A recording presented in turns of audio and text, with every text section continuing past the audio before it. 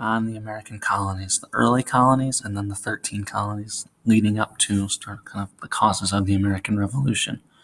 So we're going to look at the time period from about 1585 till about 1750, almost 200 years of early settlement, early European settlement in the Americas. It covers chapters 3 and 4 from the Creating America textbook. You have American colonies note sheets. It's 2 pages front and back that will go into your folder from these notes. So we're going to do the first section today. Early colonies have mixed success. We're going to end with Bacon's Rebellion, and then we'll do the New England colonies for the next set. Early colonies have mixed success. So the main idea of this section is that 2 early English colonies failed, but eventually Jamestown survived, partly through individual effort, hard work, also with the help of the Native Americans. Why does it matter now? It matters now because Jamestown's survivals leads to more English colonies and a lasting English influence in the United States. And we've got a map of the lost colony at Roanoke, which we've already looked at down here, and then here's where Jamestown and the first successful and permanent English colony was in the New World, in the Americas. So the English planned colonies. England starts colonies in the Americas with the purpose of making money. The country of England wants to acquire raw materials and to increase their trade. England is this island here. It's small, but it also has a large population. So they're hoping to come and get new materials. With those new raw materials, they can make more things, sell more things. And when they sell more things, they can make more money. Early colonists came for a couple different reasons. Some came, especially the first colonists, came looking to make money.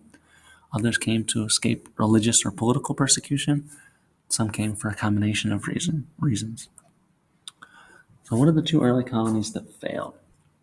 Roanoke is the first one, which we've already discussed. Roanoke was an early attempt by the English to establish an American colony. The English, though, didn't bring enough food, so they sent a ship back to England to get more supplies. John White, the leader of that colony, when he went to England and then came back, he returned to find the colony gone.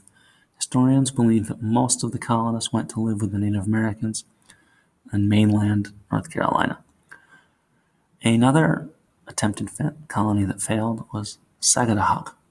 This was attempted by something called the Plymouth Company, and their goal was to finance an English colony, to pay for an English colony in Maine.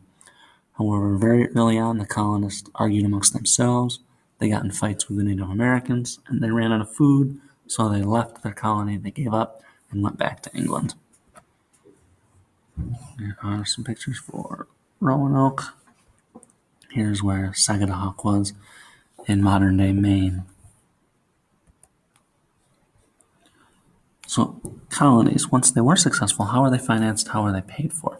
Usually something called a joint stock company paid for the cost of early colonies. Investors would pay for shares or a part of the colony. The investors, the people that gave the money to start the colonies, would split the profits if they made money, and if they lost money, they would divide the losses.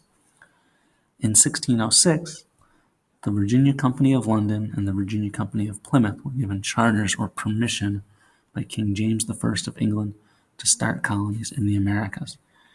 And this green was the Plymouth Company's charter, so they could start any place in here. And in red was the London Company's, and they could start any place in here. So Jamestown is founded in 1607. Jamestown would become the first permanent English colony in the Americas. It's its main importance. At first, colonists spent all their time trying to find gold and silver instead of planting food or crops or building shelter. Many also got sick from malaria, which is a mosquito-borne illness, and the drinking water. They went up the James River, but you see here the James River is very close to the ocean still, so the water in the river is what's called brackish. It's part salt water, part fresh water, not safe to drink. The colonists, many of them died before the first year was over. So Jamestown grows. After many colonists die in the first year in 1607, and then John Smith, who was a soldier, is put in charge. He requires people to work, and he starts trading with the Powhatan Native American tribes. And John Smith kind of gets everybody in shape. It says you have to stop looking for gold, you have to start building shelter, you have to start planting crops so that we can survive long term, not just for 1 year. John Rolfe is another very important person in the Jamestown colony. She's actually the one that Pocahontas is married to. But his main importance is that he begins growing tobacco in the colony. And tobacco was then sold in England and made lots and lots of money for the colony.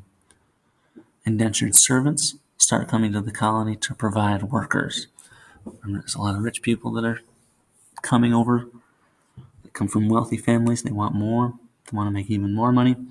So indentured servants are people who come over. They can't afford to pay for the boat trip to come to the New World.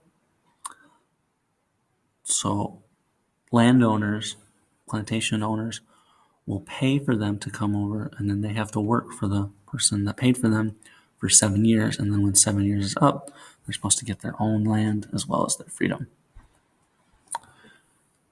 So like I said before, the Jamestown colonists under John Smith's orders start to trade with the Powhatans.